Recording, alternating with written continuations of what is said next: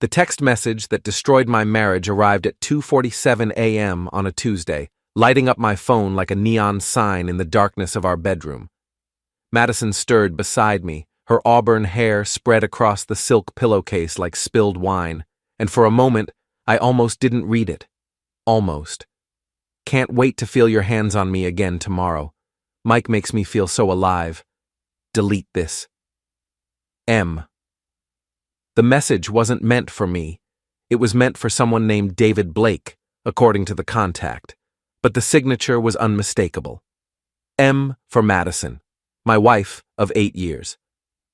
I'm Ethan Green, 38 years old, and until that moment I thought I was living the American dream in our rain-soaked corner of Seattle. Software architect by day, devoted husband by night, owner of a modest but comfortable home in Capitol Hill. Madison worked in public relations, all sharp suits and sharper smiles, the kind of woman who could sell ice to Eskimos and make them thank her for it. Now, staring at that glowing screen, I realized I'd been the biggest fool in the Pacific Northwest.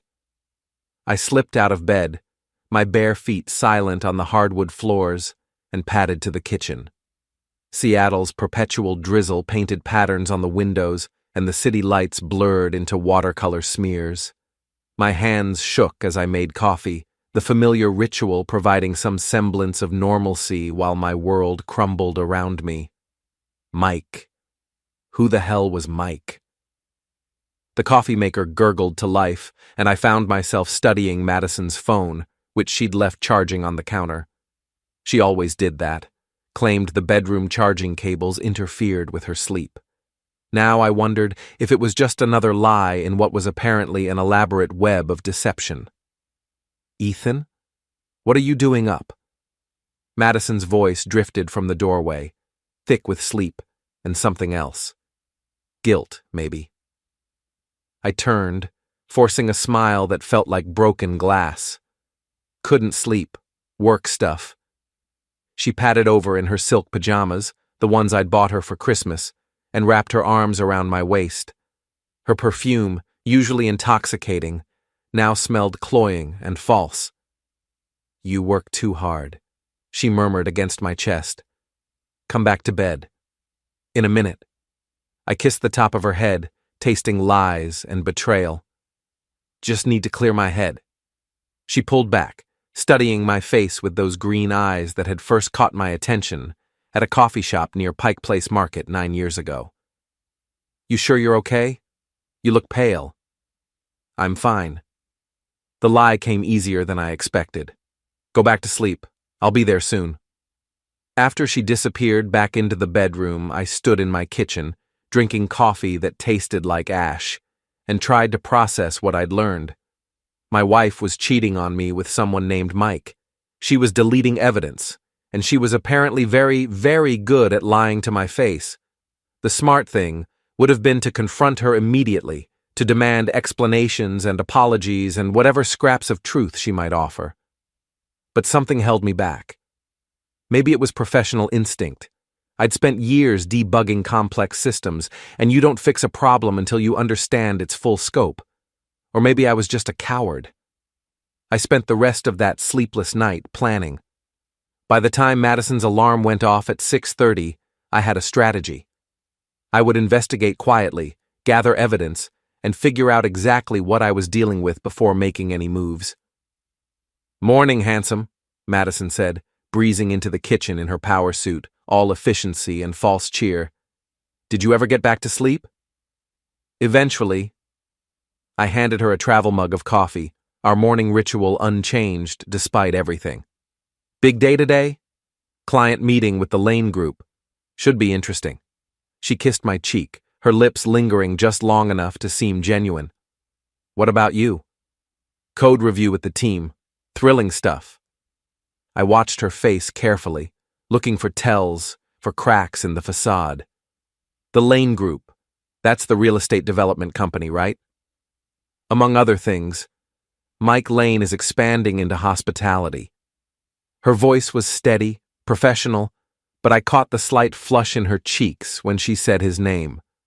Mike Lane, not Mike Blake. She was cheating on me and lying about deleting messages, but apparently she was also terrible at operational security. Sounds like a big opportunity, I said. It could be. She grabbed her purse and keys, already mentally shifting into work mode. Don't wait up tonight. We're having dinner to go over the campaign strategy. Another lie, delivered with the casual ease of someone who'd had plenty of practice. Have fun, I said, and meant it in ways she couldn't possibly understand. After she left, I called in sick to work, something I rarely did, and settled in at my computer. If Madison thought she was the only one who could conduct research, she was about to learn otherwise. I had skills she didn't know about, resources she couldn't imagine, and now I had motivation that burned like acid in my chest. Mike Lane turned out to be 42 years old, divorced twice, and worth approximately $15 million according to public records.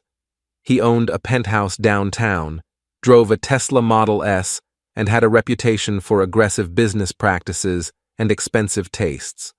His LinkedIn profile showed a man with silver-touched temples and the kind of confident smile that probably opened doors and wallets with equal ease. He was also married, currently, to a woman named Claire Lane, née Morrison, who ran a high-end interior design firm and looked like she'd stepped out of a magazine spread. The society pages were full of photos of them at charity galas and gallery openings, the picture of Seattle's power couple elite. So Madison wasn't just destroying my marriage, she was helping destroy someone else's too. I spent the morning building a comprehensive profile of Mike Lane, his businesses, his properties, his habits, public records, social media, business filings, news articles. By noon, I knew more about Madison's lover than she probably did. That's when I found the first hotel receipt. It was in Madison's email, which she'd carelessly left logged in on our shared iPad. The Fairmont Olympic Presidential Suite charged to Mike Lane's American Express card. The date was 3 weeks ago, when Madison had supposedly been at a PR conference in Portland. My hands were steady as I screenshot the receipt, but inside I was falling apart. 3 weeks ago, she'd come home full of stories about networking events and industry panels, had even brought me a coffee mug from Powell's Books as proof of her Portland adventure. All lies. I kept digging and found more. Restaurant receipts from intimate dinners, charges for jewelry I'd never seen her wear, payments to a spa where they'd apparently spent an entire day together. The evidence painted a picture of a months-long affair, conducted with the kind of brazen confidence that suggested they thought they were untouchable. They were wrong about that. By 3 o'clock, I had enough evidence to bury both of them in divorce court, but I wasn't ready to play that card yet. I wanted to understand the full scope of the betrayal, to map out every lie and every deception. More than that, I wanted to make sure that when I finally acted, the consequences would be swift, decisive, and absolutely devastating. I was still planning when my phone rang. The caller ID showed a number I didn't recognize. Ethan Green? The voice was female, crisp, with the kind of finishing school accent that spoke of old money and older grudges. Speaking. My name is Claire Lane. I believe we need to talk. Claire Lane suggested we meet at Victrola on Capitol Hill, a coffee shop busy enough to provide cover but quiet enough for conversation. I arrived first, choosing a corner table with clear sightlines to both entrances, old habits from too many corporate security briefings. Seattle's afternoon rain drummed against the windows, and the familiar smell of roasted beans did nothing to calm my nerves. She walked in at exactly 4 o'clock, and I understood immediately why Mike had risked everything for my wife. Claire Lane was stunning in the way that money and good genes could create. Tall, elegant, with platinum blonde hair and the kind of bone structure that belonged on magazine covers. But there was something else in her blue eyes, something sharp and dangerous that suggested she was far more than just another pretty face. Ethan. She approached my table with the confident stride of someone accustomed to being the most important person in any room. That's me. I stood, offering my hand.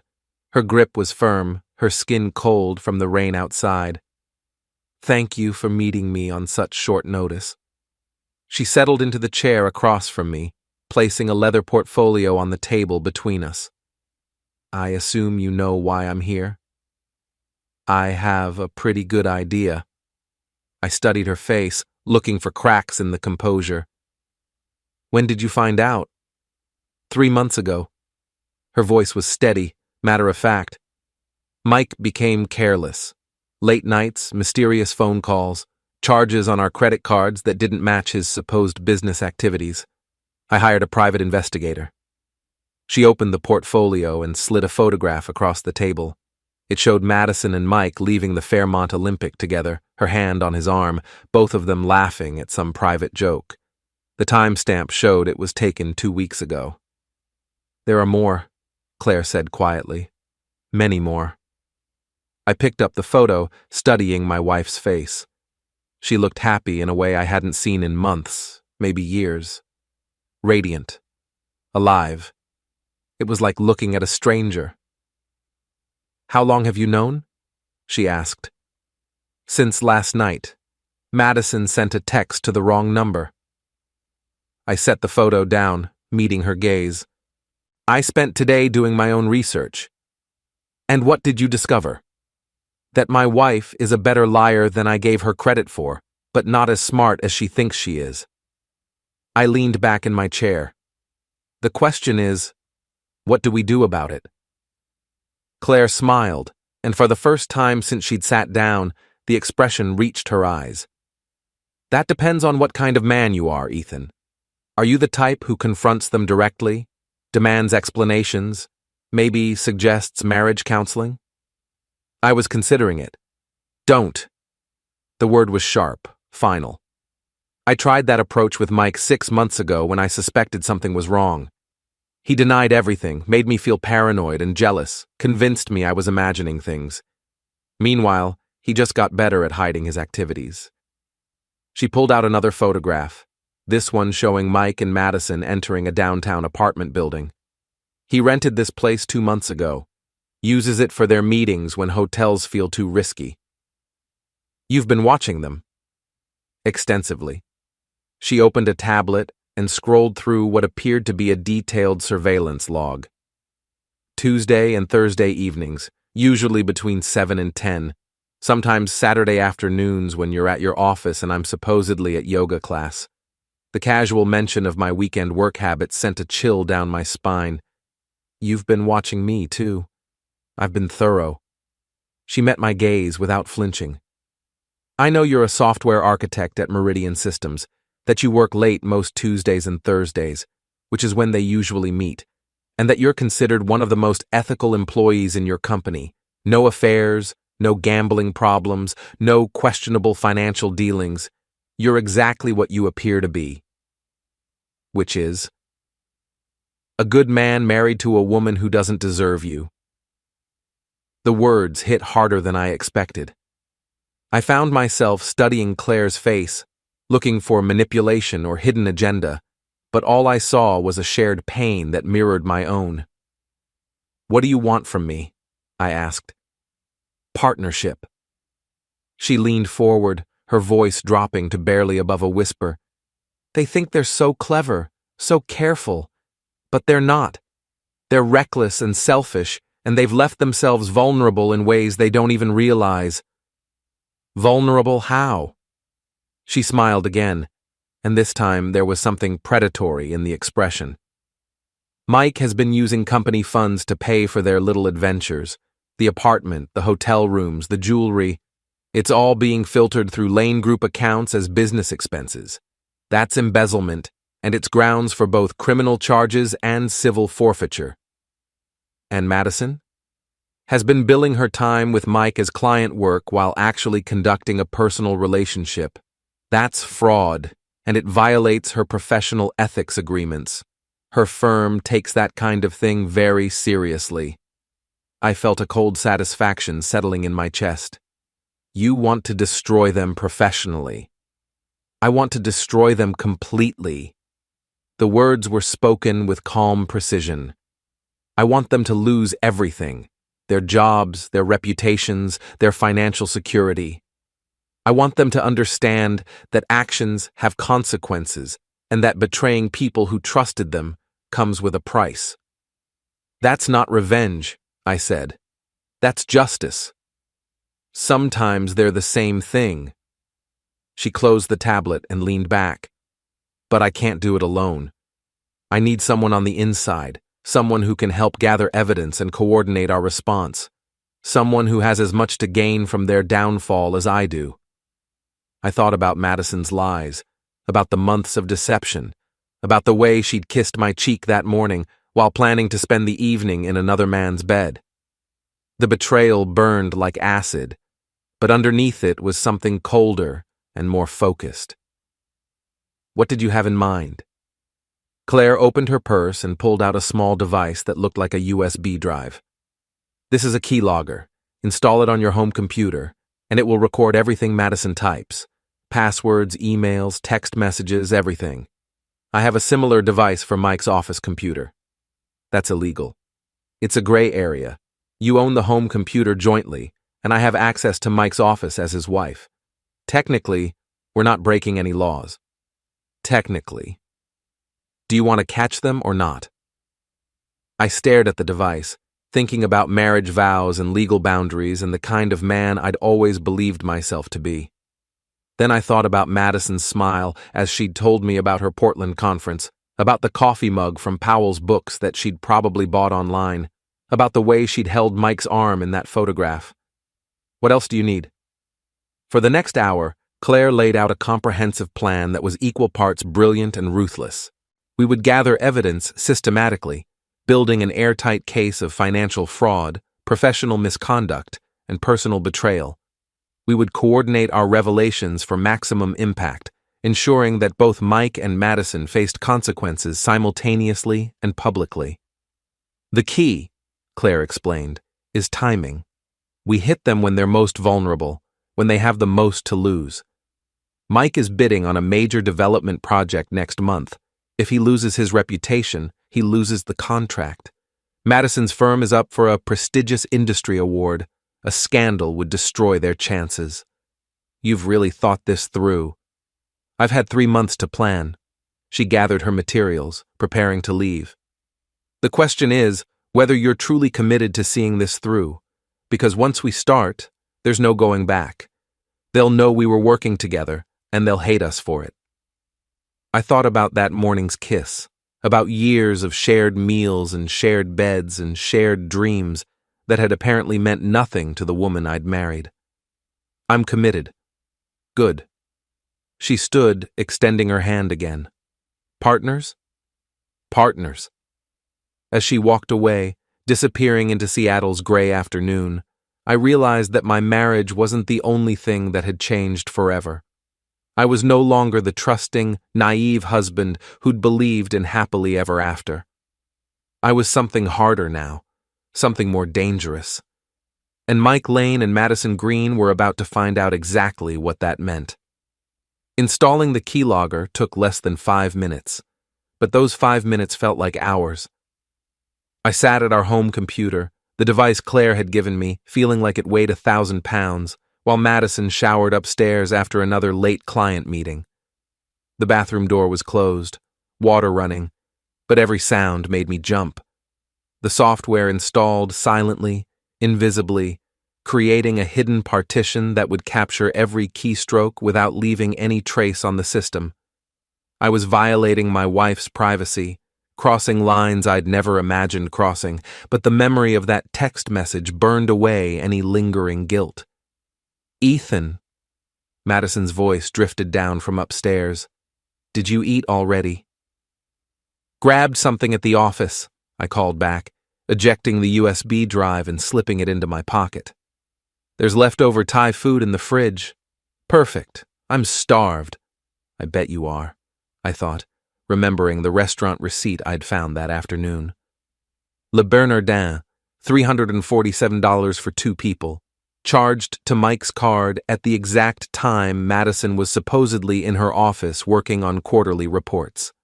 She came downstairs 20 minutes later, hair still damp, wearing the silk robe I'd bought her for our anniversary. Once upon a time, that robe would have been an invitation. Now it just looked like another costume in her elaborate performance. "How was your day?" she asked, settling onto the couch beside me with a container of pad thai. "Productive. We're making good progress on the Morrison account." The lie came easier than I expected. "How was your client dinner?" "Exhausting. Mike is very demanding." She said his name without flinching, without any tell that might give away the truth. "But the campaign is really coming together." "That's great." I kept my voice neutral, supportive. "When do you think you'll be done with the project?" "Hard to say. These things have a way of extending themselves." She curled up against my side, and I forced myself not to recoil. Mike is the kind of client who likes to be very hands-on. The double meaning was so obvious it was almost insulting. Did she think I was completely oblivious, or was this some kind of twisted game? "Well, just don't let him take advantage of you," I said. She looked up at me with those green eyes, and for a moment I saw something flicker across her face. Guilt? Amusement? "Don't worry, I can handle Mike Lane." That night, after Madison fell asleep, I checked the keylogger's output for the first time. The results were devastating. Email after email between Madison and Mike, planning meetings, sharing intimate details, discussing how to keep their spouses in the dark. Text messages that made my stomach turn. Calendar entries that showed a parallel life I'd known nothing about. But it was the financial information that really caught my attention. Mike wasn't just cheating on his wife. He was funding the affair with company money, just as Claire had suspected. Hotel rooms, restaurant bills, gifts for Madison, even the rent on their secret apartment. All of it was being processed through Lane Group accounts as client entertainment and business development. Madison, meanwhile, was billing her time with Mike at her standard consulting rate, generating invoices for hours she'd spent in bed with him. Her firm was unknowingly paying her to conduct an affair. I screenshotted everything, building a comprehensive digital dossier that would destroy both their careers and probably land them in legal trouble. Then I sent it all to Claire through an encrypted email account I'd set up specifically for our partnership. Her response came within an hour. "Excellent work. My investigator got photos of them at the apartment tonight. We're ahead of schedule." The photos arrived as attachments, Mike and Madison entering the building separately, then leaving together 2 hours later. In one image, taken through the apartment window with a telephoto lens, they were clearly visible embracing in what appeared to be a bedroom. I stared at that photograph for a long time, studying my wife's face. She looked happy, fulfilled, more alive than I'd seen her in years of marriage. It should have hurt more than it did. Instead, I felt a cold satisfaction settling in my chest. They thought they were so clever, so careful. They had no idea how thoroughly they'd exposed themselves.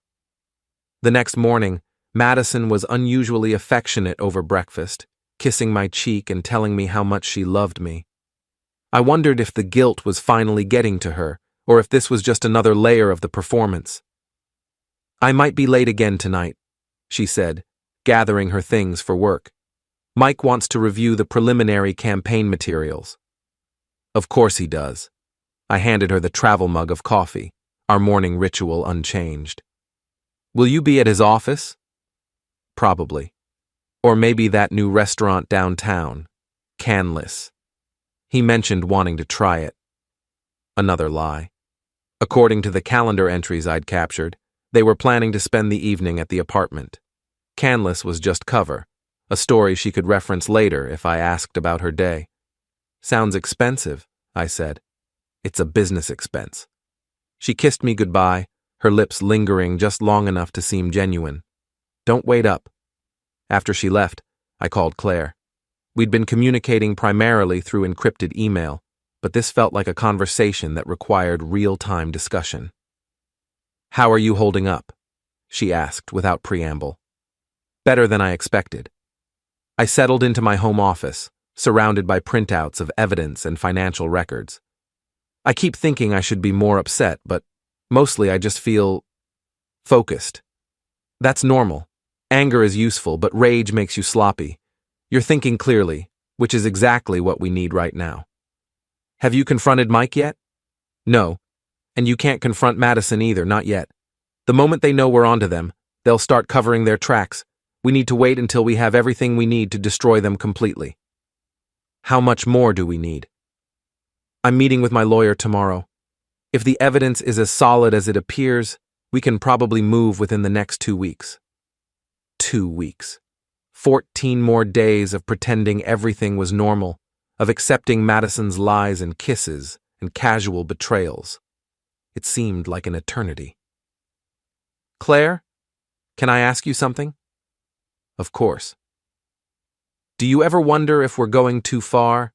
I mean, what we're planning will destroy their lives completely. There was a long pause. When Claire spoke again, her voice was harder, colder. Ethan, 3 months ago I was planning our 10-year anniversary party. I'd booked a trip to Italy, made reservations at the restaurant where Mike proposed, even bought a new dress. I thought we were happy. And now? Now I know that while I was planning our celebration, he was planning his next weekend getaway with your wife. They made fools of us, Ethan. They lied to our faces, spent our money, violated our trust, and apparently found it all very amusing. I thought about Madison's smile in that photograph, about the way she'd curled up against me on the couch while describing Mike as demanding. You're right, I said. They made their choices. Yes, they did. And now they get to live with the consequences. That evening, I tracked Madison's location through the Find My iPhone app we'd set up years ago for safety purposes. She was at the downtown apartment, just as her calendar had indicated, staying there until almost midnight. When she came home, she smelled like expensive cologne and lies. How was dinner? I asked, not looking up from my laptop. Wonderful. The salmon was incredible. She kicked off her heels and padded toward the bedroom. Mike is really pleased with how the campaign is developing. I'm sure he is. She paused in the doorway, studying my face. You've been working a lot lately. Everything okay? Just a busy period at work? I met her gaze, wondering what she saw there. Nothing I can't handle. Good. She smiled, and for a moment it looked almost genuine. I love you, Ethan. I love you too, I lied. As she disappeared into the bedroom, I returned to my laptop and the growing collection of evidence that would soon destroy the life she thought she was so cleverly protecting. 2 more weeks, and then Mike Lane and Madison Green would learn that some betrayals come with a price they never imagined paying. I was looking forward to collecting it. The call came on a Thursday morning while Madison was in the shower, getting ready for another client meeting that would actually be spent in Mike's arms. Claire's voice was tight with controlled excitement. It's time, she said without preamble. My lawyer reviewed everything yesterday. We have enough evidence to destroy them both professionally and personally. Are you ready? I looked toward the bathroom, where Madison was humming something cheerful and oblivious. What's the plan? Tonight. Mike thinks he's having a quiet evening at home with me. I told him I wanted to cook dinner, just the 2 of us. Very romantic. Meanwhile, Madison thinks she's meeting him at the apartment for their usual Thursday rendezvous.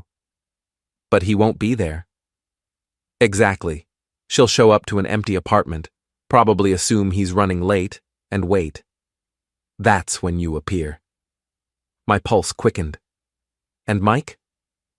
Will be at home with me, about to have the most unpleasant conversation of his life. I'm planning to serve divorce papers with dessert. What about the evidence? The financial fraud? The professional misconduct? Already in motion. I'm meeting with the Lane Group Board of Directors tomorrow morning, and my lawyer is filing a complaint with the State Bar Association. Madison's firm will receive a formal ethics violation notice by Monday. I felt that cold satisfaction settling in my chest again. They have no idea what's coming. None whatsoever. Mike actually brought me flowers yesterday, told me how much he appreciated my patience with his demanding work schedule. The irony was almost too much to bear. After Claire hung up, I sat in my kitchen, drinking coffee and planning the evening ahead. Madison would leave the house around 6:30, as she had every Thursday for the past 3 months. She'd drive downtown, park in the apartment building's garage, and take the elevator to the 8th floor. She'd use the key Mike had given her, expecting to find him waiting with wine and lies and whatever promises had been sustaining their affair. Instead, she'd find me. The day passed with agonizing slowness.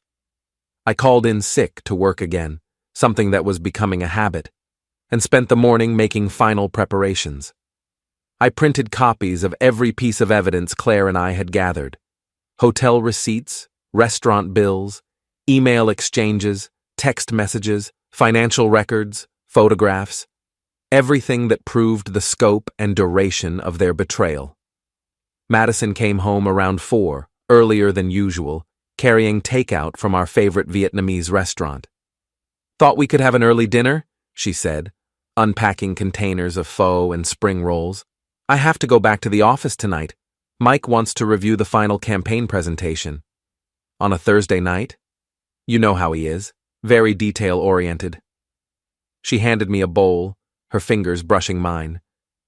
"But the project is almost finished, so things should get back to normal soon." Normal. As if there was any possibility of normal after everything I'd learned, everything I'd seen.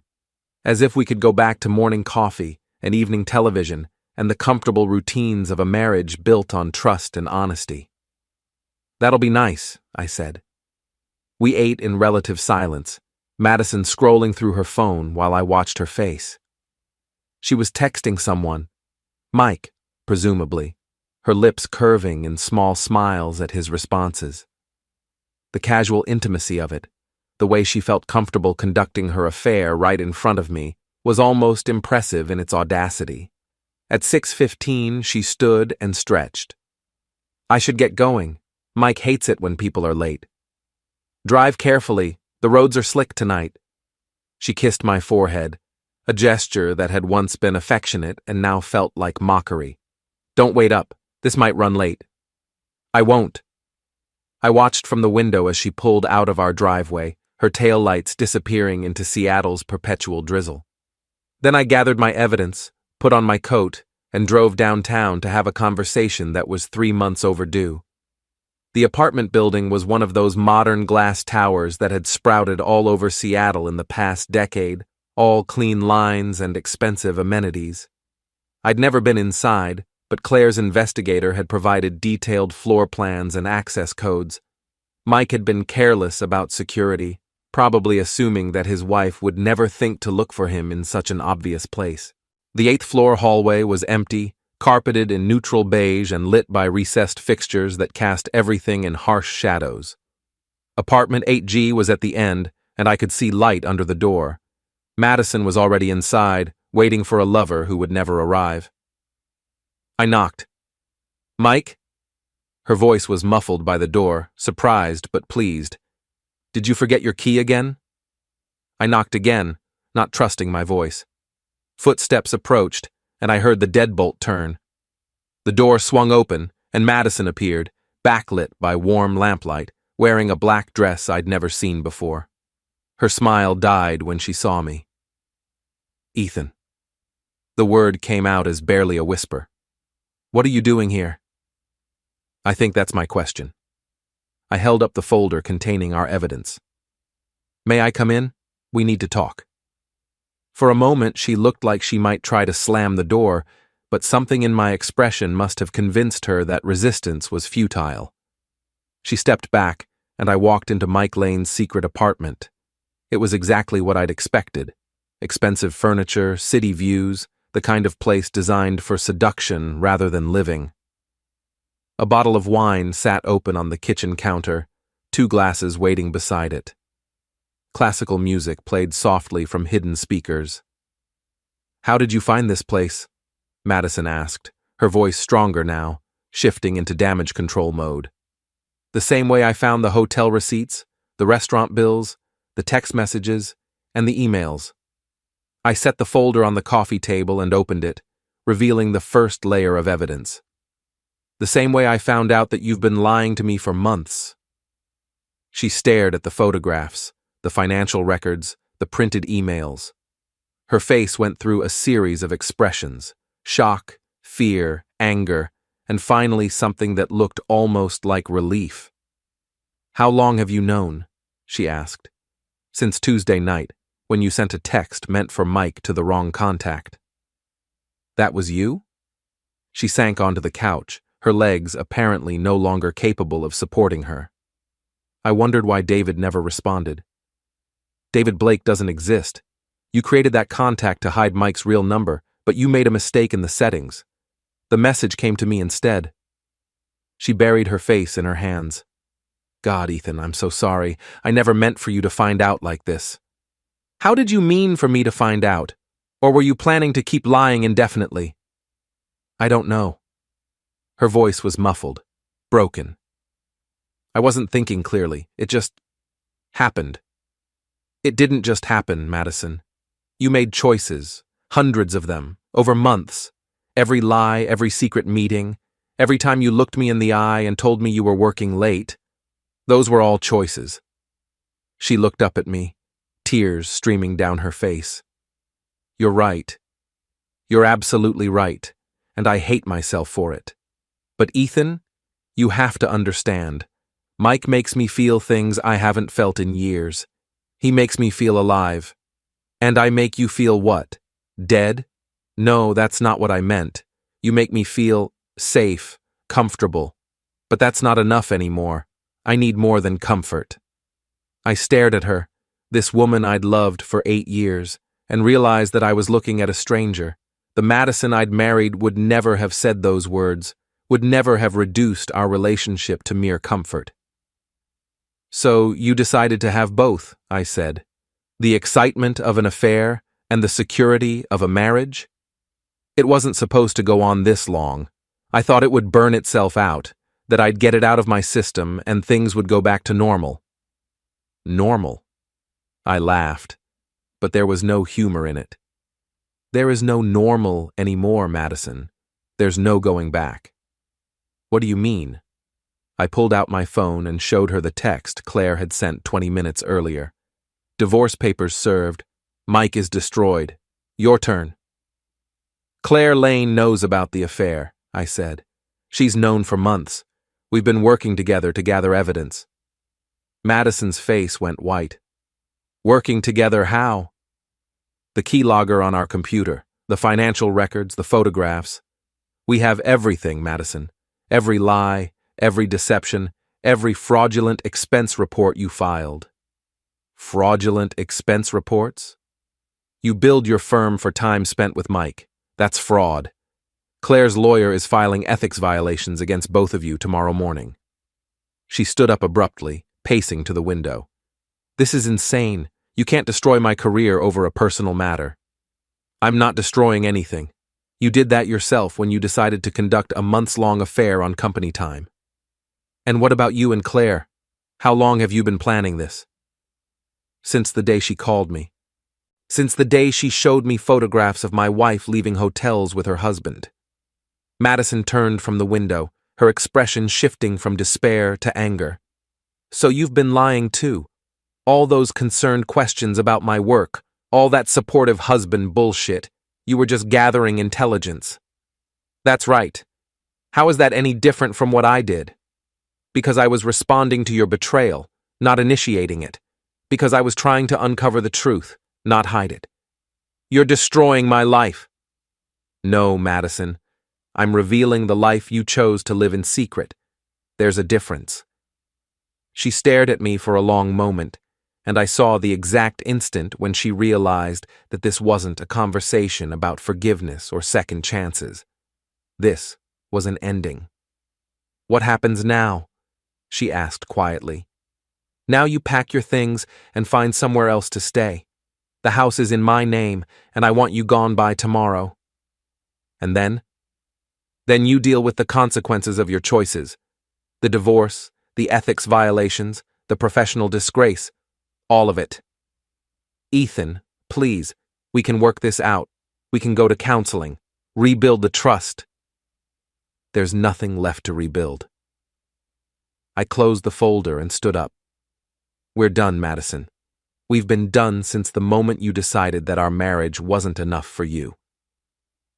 I walked toward the door, leaving her standing in Mike Lane's apartment, surrounded by the wreckage of her carefully constructed deception. Ethan, wait. I paused, my hand on the doorknob. I did love you, she said. I still do. No, I replied without turning around. You loved the security I provided. You loved having someone to come home to when Mike wasn't available. But you never loved me enough to be faithful, and that's the only kind of love that matters in a marriage. I left her there, crying in the ruins of her affair, and drove home through the rain to begin the process of rebuilding my life without her. The next morning brought consequences with the efficiency of a Seattle thunderstorm. I was drinking coffee in my kitchen, our kitchen, though not for much longer, when Madison's phone started ringing at 7:30 a.m. She'd stumbled in around midnight, red-eyed and defeated, sleeping in the guest room without any discussion about alternatives. Madison Green? Her voice was hoarse, professional despite everything. Yes, this is she. I could hear the tension building in her responses, the careful modulation of someone receiving very bad news and trying to maintain composure. I see. Yes, I understand the seriousness of the allegations. A long pause. No, I don't have legal representation yet. Can this wait until Monday? Apparently it couldn't. She hung up and appeared in the kitchen doorway, still wearing yesterday's black dress, her makeup smeared and her hair disheveled. That was my firm, she said. They've received a formal ethics complaint. I'm suspended pending investigation. I'm sorry to hear that. Are you? Her voice was sharp, bitter. Because you and your new partner seem to have orchestrated this pretty thoroughly.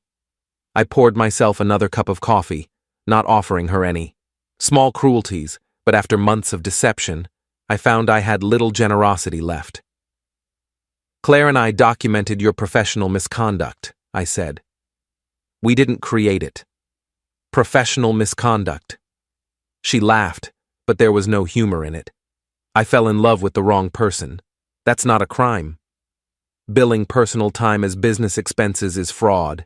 Conducting a personal relationship while claiming to provide professional services is a violation of your ethics agreement. Those aren't matters of the heart, Madison. They're matters of law. My phone buzzed with a text from Claire. Mike fired from his own company. Board voted unanimous removal. How is Madison taking the news? I showed Madison the message.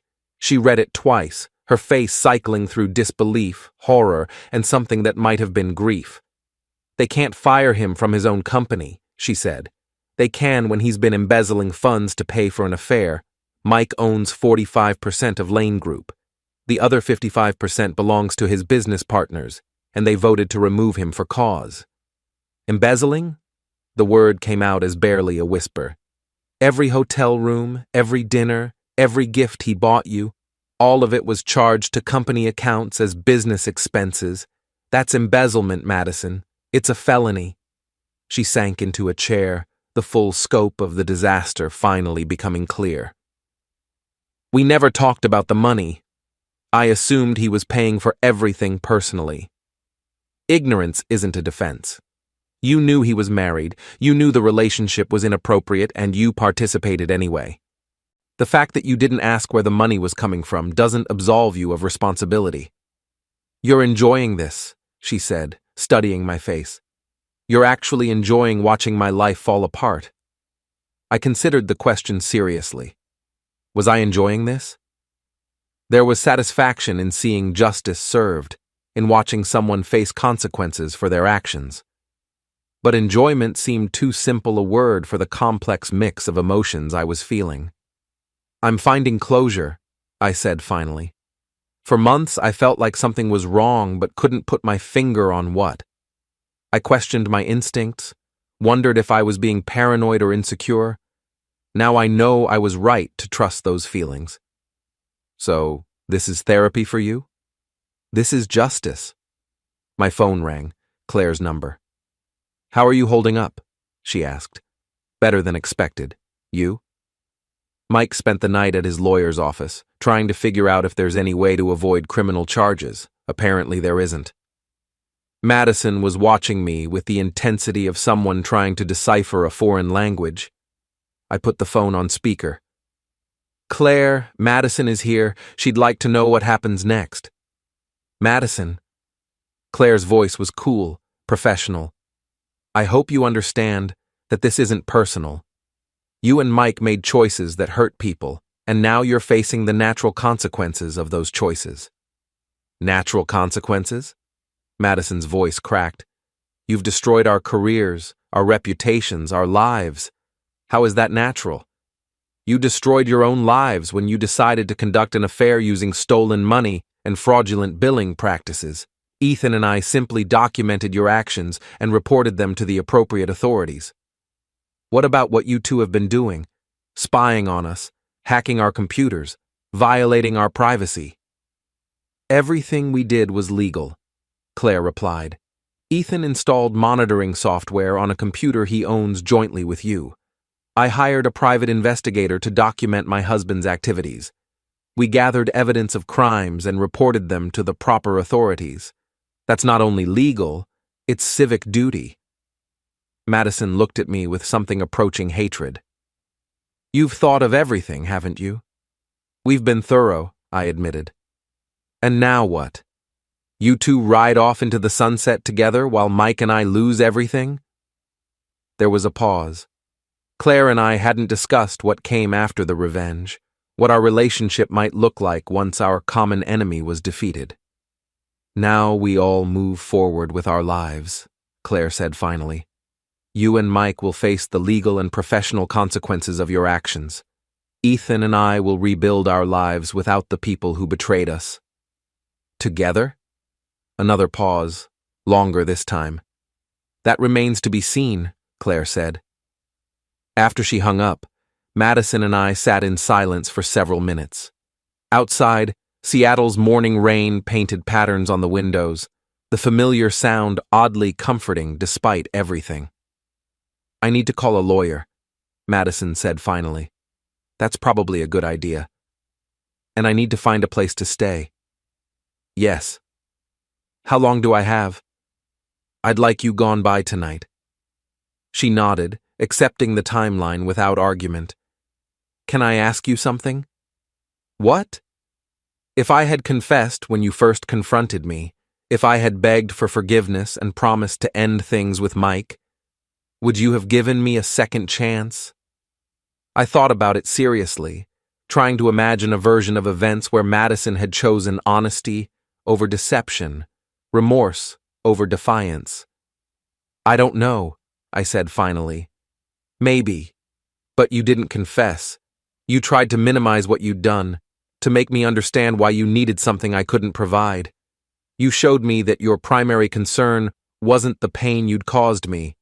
It was losing the security I represented. And that's unforgivable? It's incompatible with marriage. She stood up, smoothing down her wrinkled dress. I'll pack my things. Madison? She paused in the doorway. For what it's worth, I hope you find whatever it was you were looking for with Mike. I hope it was worth everything you gave up to get it. It wasn't, she said quietly. It wasn't worth any of it. After she left, I sat in my kitchen, drinking coffee and listening to the rain, trying to process the magnitude of what Claire and I had accomplished. In less than 24 hours, we had destroyed 2 careers, ended 2 marriages, and set in motion legal proceedings that would probably result in criminal charges. It should have felt like victory. Instead, it felt like the end of a very long, very exhausting war. My phone buzzed with another text from Claire. Dinner tonight? I think we need to talk about what comes next. I stared at the message for a long time before responding.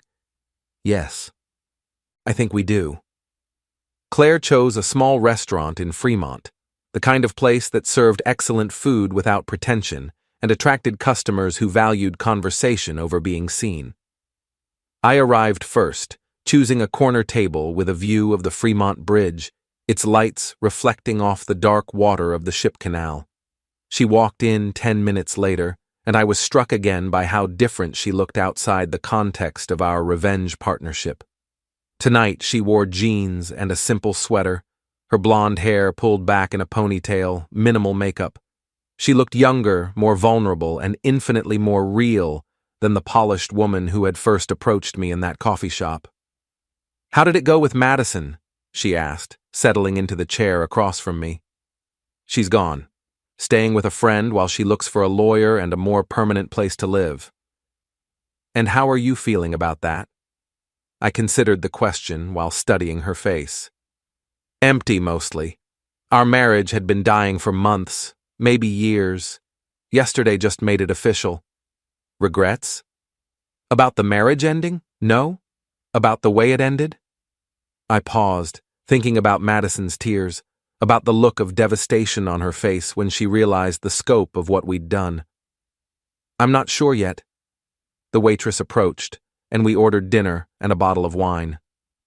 After she left, Claire leaned forward, her expression serious. "I need to tell you something," she said. "Mike tried to kill himself last night." The words hit me like a physical blow. "What?" "Pills. His lawyer found him unconscious in his office around midnight. He's in the hospital now, stable, but sedated." I felt the world tilt slightly, the satisfaction of our victory curdling into something darker. "Jesus, Claire, I never thought—" "Neither did I." Her voice was steady, but I could see the strain in her eyes. "The doctors say he'll recover physically, but he's looking at criminal charges, financial ruin, and complete professional disgrace. His lawyer thinks he'll probably serve 18 months in prison. And you? How are you handling this?" "I don't know." She accepted a glass of wine from the waitress, taking a large sip before continuing. "Part of me feels guilty, like we pushed him too far. But then I remember the months of lies, the betrayal, the way he made me feel crazy for suspecting what was actually happening." "Do you think we went too far?" "Do you?" I thought about Mike in a hospital bed, about Madison's destroyed career, about the ripple effects of our carefully orchestrated revenge. I think we gave them exactly what they deserved. But I also think the reality of consequences is always harder to face than the theory. "Madison's firm called me today," Claire said. "They wanted to know if I planned to file a civil suit against her for the fraudulent billing. Apparently, it could result in significant financial damages. Are you going to?" "I don't think so. She's already lost her job, her reputation, and her marriage. Taking her money too feels excessive. Even though she helped destroy your marriage?" "My marriage was already destroyed. Mike destroyed it when he decided I wasn't enough for him. Madison was just the weapon he used." We ate in relative silence, both of us processing the magnitude of what we'd accomplished and what it meant for our futures. The food was excellent. Pacific Northwest salmon with seasonal vegetables. But I barely tasted it. "Can I ask you something?" I said finally. "Of course." "When you first approached me, was this always the plan? Complete destruction of their lives?" Claire set down her fork, meeting my gaze directly. "Initially, I just wanted evidence for the divorce. But the more I learned about what they'd been doing, the more angry I became. They weren't just having an affair. They were stealing money, committing fraud, lying to everyone around them. At some point, it stopped being about my marriage and started being about justice." "And us? Was there always an us in your mind?" She smiled, but it was tinged with sadness. "Honestly, I don't know. We were thrown together by circumstances, united by a common enemy. Now that the enemy is defeated, I'm not sure what we have left." "Chemistry," I said. "We have chemistry." "Do we? Or do we just have shared trauma and mutual revenge?" It was a fair question, and one I'd been avoiding since Madison had asked something similar that morning. Claire and I had spent weeks working together, planning together, supporting each other through the most difficult period of both our lives. But all of that, had been in service of destroying the people who had betrayed us. I'd like to find out, I said. Even knowing that our relationship started with deception and revenge? Even knowing that we might be mistaking intensity for compatibility? Especially knowing that. I reached across the table, taking her hand. We've seen each other at our worst, Claire. We've seen each other angry and vindictive and absolutely ruthless. If we can still want to be together after that, maybe we have something real. She squeezed my hand, and for the first time since I'd known her, she looked uncertain. What if we're wrong? What if we're just two damaged people who bonded over hurting the people who hurt us? Then we'll figure that out too. But I think we owe it to ourselves to try. Even with everything that's happened, Mike in the hospital, Madison's career destroyed, the criminal charges, all of it. Especially because of all of that. I met her gaze, trying to project more confidence than I felt. They made their choices, Claire. They chose to lie, to steal, to betray the people who trusted them. We didn't force them to do any of those things. We just made sure there were consequences. And if those consequences were too severe, then that's something we'll have to live with. But I'd rather live with it together than apart. She was quiet for a long time, studying my face as if trying to read my thoughts. "You're not the man I thought you were when we first met," she said finally. "What do you mean?" "I thought you were just another betrayed spouse, someone who would want comfort and sympathy and maybe a shoulder to cry on. I didn't expect you to be so ruthless. Disappointed? Impressed." She smiled, and this time it reached her eyes. "And maybe a little scared? Of me? Of us? Of what we're capable of when we work together."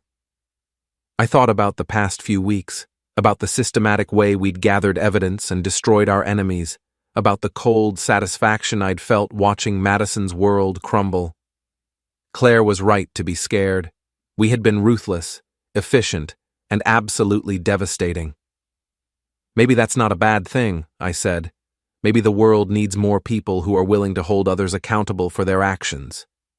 Or maybe we're just two people who discovered we're very good at revenge. Only one way to find out." She laughed, a genuine sound that transformed her face. "You're asking me to date you based on our mutual talent for destroying our enemies? I'm asking you to date me because in the worst period of my life, you were the one person I could trust completely. Because you're brilliant and beautiful and absolutely fearless when you need to be. Because I think we could be extraordinary together. And if it doesn't work out? Then we'll have the most civilized breakup in history because we both know exactly what happens to people who betray each other." She laughed again, harder this time. "That's either the most romantic thing anyone's ever said to me or the most terrifying." "Maybe both." She squeezed my hand again, her expression growing serious. "Okay, Ethan Green. Let's see what we are when we're not plotting revenge. Just like that? Just like that." She raised her wine glass. "To new beginnings." "To new beginnings," I agreed, clinking my glass against hers. As we finished dinner, talking about ordinary things like work and hobbies and favorite movies, I realized that Claire was right to be uncertain about what we were. Our entire relationship had been forged in the crucible of betrayal and revenge, tested by our ability to destroy the people who had hurt us. But as I watched her laugh at something I'd said, as I felt the genuine warmth in her smile, I thought maybe that wasn't such a bad foundation after all. We'd seen each other's capacity for ruthlessness and chosen to trust each other anyway. We'd worked together to achieve something difficult and morally complex, and we'd succeeded completely. Most relationships were built on shared interests and physical attraction and the hope that deeper compatibility would develop over time. Ours was built on shared trauma and mutual respect and the knowledge that we were both capable of extraordinary things when properly motivated. Maybe that was enough. Maybe that was more than enough. Maybe that was everything. Epilogue. 6 months later. The newspaper article was buried on page 6 of the Seattle Times business section, just a few paragraphs about a former real estate developer who had been sentenced to 2 years in federal prison for embezzlement and fraud. Mike Lane's name was mentioned only once, and there was no photograph. I folded the paper and set it aside, returning my attention to the laptop where I was reviewing code for a new security system my company was developing. It was Saturday morning, and Claire was still asleep upstairs in what had once been Madison's side of the bed. We'd been living together for 3 months now, ever since Claire's divorce had been finalized, and she'd sold the house she'd shared with Mike. It had been an adjustment. 2 people accustomed to independence learning to share space and decisions and the small intimacies of daily life. But it was working. Claire appeared in the kitchen doorway, wearing one of my old t-shirts and looking beautifully disheveled. "Coffee?" she asked hopefully. "Already made." I poured her a cup, adding cream the way she liked it. Mike was sentenced yesterday, 2 years federal prison. She accepted the coffee, processing the information. "How do you feel about that?" "Like justice was served." I paused, thinking about it more carefully. "And like a chapter of our lives is finally closed." "Good." She settled beside me on the couch, curling her legs under her. "I got an email from my lawyer yesterday. Madison's ethics hearing is next week." "Think she'll lose her license?" "Probably. The evidence is pretty damning." Claire sipped her coffee, studying my face. "Any regrets?" "About Madison?" "No." I put my arm around her, pulling her closer. "About us? Definitely not. Even though we're probably the most ethically questionable couple in Seattle? Especially because of that." She laughed, settling against my chest. "I love you, Ethan Green." "I love you too, Claire Morrison." She'd gone back to her maiden name after the divorce, shedding Mike's identity as completely as she'd shed his presence from her life. It was one of many small ways she'd reclaimed herself, rebuilt her life according to her own terms rather than someone else's expectations. "What do you want to do today?" she asked. "Nothing productive," I said. "Maybe walk around Pike Place, get lunch somewhere with a view of the water, come home and spend the afternoon in bed." "Sounds perfect." As we sat there, drinking coffee and planning a lazy Saturday, I thought about the path that had brought us together. It had started with betrayal and deception, had been forged through revenge and mutual destruction, and had somehow evolved into something that felt remarkably like happiness. We were an unlikely couple. 2 people who had discovered their capacity for ruthlessness and decided they liked it. 2 people who had chosen justice over forgiveness and found love in the aftermath of their enemy's destruction. It shouldn't have worked. By all conventional wisdom, relationships built on shared trauma and mutual revenge were doomed to failure. But conventional wisdom hadn't accounted for the possibility that 2 people could see each other's darkest impulses and find them not frightening, but fascinating. Claire stirred against my chest, and I realized she'd been watching me think. "Penny for your thoughts," she said. "Just thinking about how we got here." "Regrets?" "None." I kissed the top of her head, breathing in the scent of her shampoo. "You?" "Only that it took us so long to find each other. We found each other exactly when we were supposed to. When we were both angry enough to do something about it. When we were both ready to fight for what we deserved." She smiled, tilting her face up to look at me. "I like that version better." "Me too." Outside, Seattle's morning rain had started again, painting patterns on the windows and turning the world soft and gray. Once upon a time, that rain had seemed melancholy, a reflection of the city's reputation for seasonal depression and emotional dampening. Now it just seemed like home. Claire and I had built something real from the ashes of our destroyed marriages, had found love in the aftermath of revenge, had created a partnership based on mutual respect and shared understanding of what people were capable of when pushed too far. It wasn't a conventional love story. It wasn't the kind of romance that would inspire movies or greeting cards or relationship advice columns, but it was ours, and it was real, and it was built on the unshakable foundation of having seen each other at our absolute worst and choosing to stay anyway. Mike Lane was in federal prison. Madison Green's career was over. Their affair had cost them everything: their marriages, their reputations, their freedom, their futures. And Claire Morrison and Ethan Green were drinking coffee on a Saturday morning, planning a day of simple pleasures and quiet happiness, secure in the knowledge that they had found something worth fighting for. Some people might call that justice. Others might call it revenge. We called it love.